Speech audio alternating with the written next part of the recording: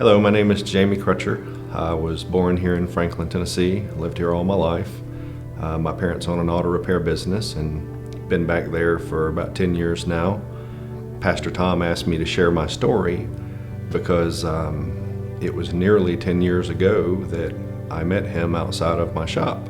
He had a car in there that we were doing some work on, and in his subtle way, he worked a religious conversation into it just to kind of find out where I'm at. It was interesting timing. At that point, I was just over 30 years old. I had always wanted something more. You know, we go through a lot in this life. I was hoping that there was something bigger and better. I never disbelieved in God or Jesus, but I'd never really been close either.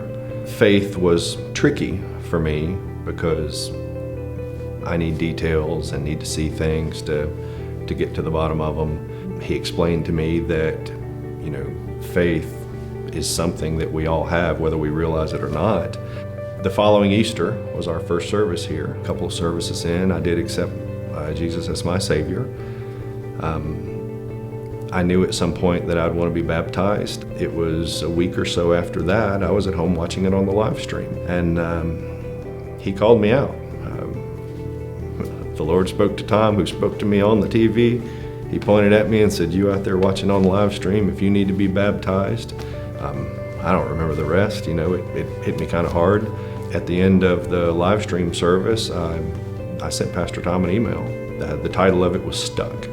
I was ready to take the move. It helped to have the little nudge of him behind me, and he stayed in touch, and we went ahead and did the baptism.